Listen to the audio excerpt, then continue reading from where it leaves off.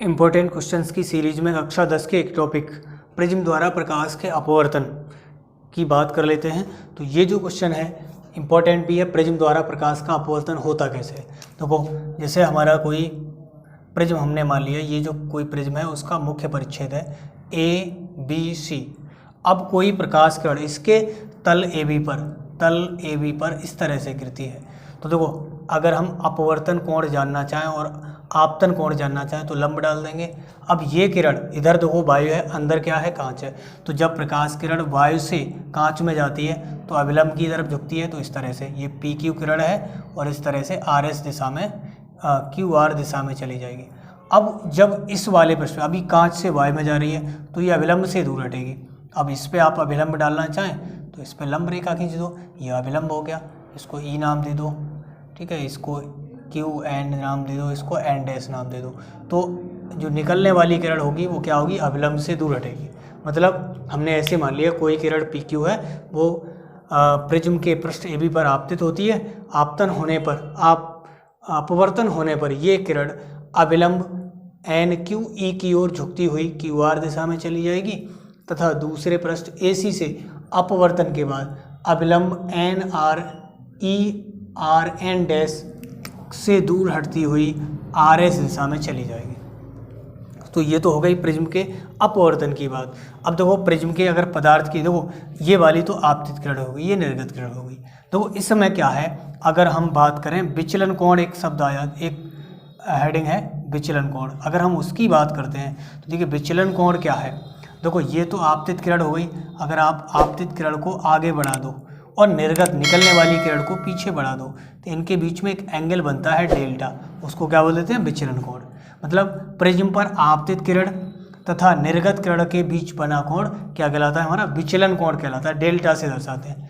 अगर हम बात करें प्रिज्म के अपवर्तनांक की तो अपवर्तनांक को n से दर्शाते हैं। फॉर्मूला होता है उसका sine delta m plus a/2 upon sine a/2।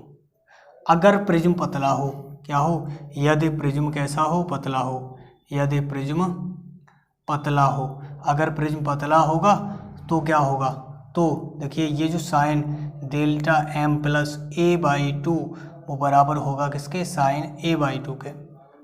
तो यहाँ से अगर आप n का मान लिखेंगे तो ये वाला जो होगा वो हो जाएगा हमारा डेल्टा m प्लस a/2 के बराबर।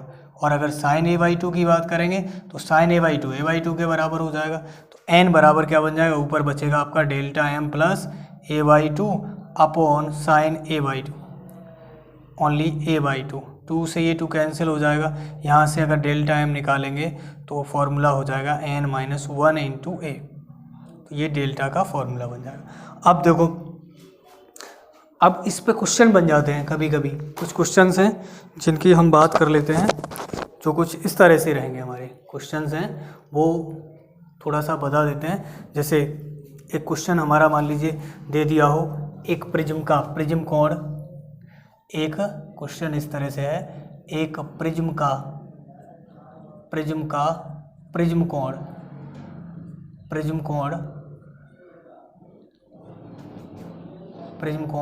4 अंश है। प्रिज्म के अल्पतम विचलन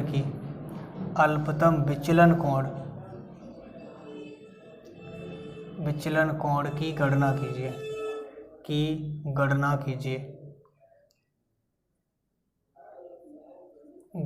कीजिए और n बराबर आपको दे दिया 1.5।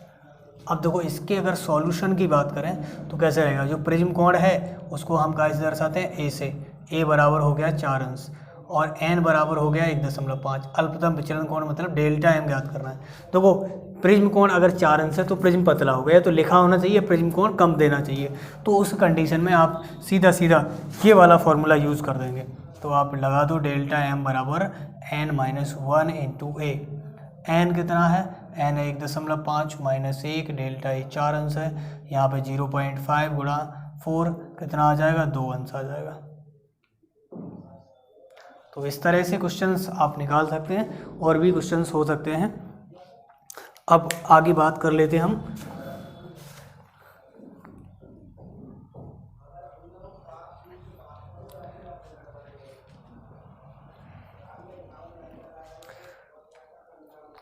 वर्ण विक्षेपण की, वर्ण विक्षेपण।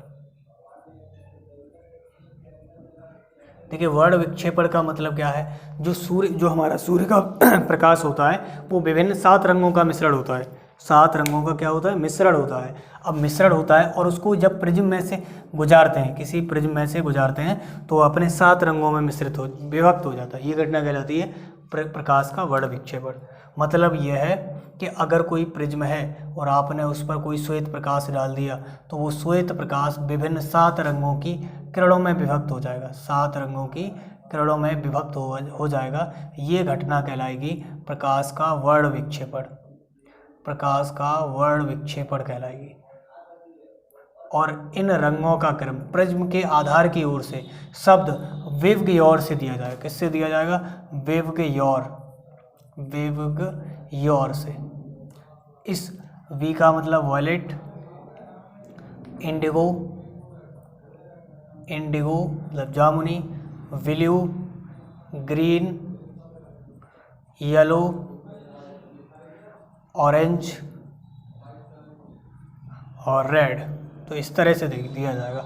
ठीक, तो इनमें पहली हो जाएगी violet, indigo, blue, green, yellow, orange और रेड। इस तरह से 7 रंगों में ये बट जाता है। इन 7 रंगों में बटना ही क्या कहलाता है, वर्ण विक्षेपण कहलाता है। अब इस वर्ण विक्षेपण का कारण क्या है, इस वर्ण विक्षेपण का कारण है कि विभिन्न रंगों के प्रकाश के लिए प्रिज्म के पदार्थों के अपवर्तनांक भिन्न भिन्न होते हैं। अर्थात विभिन्न रंगों की चालें प्रिज्म के पदार्थ में या किसी भी पदार्थ में भिन्न भिन्न होती हैं। अलग अलग रंग के प्रकाशों की चाल अलग अलग होती हैं। और तो सबसे अधिक विचलन किस वाली किरण के लिए होगा, तो आपतित किरण तो ये हो गई। सबसे ज़्यादा विचलन होता है बैंगनी रंग के लिए, सबसे कम विचलन होता है रेड रंग के लिए।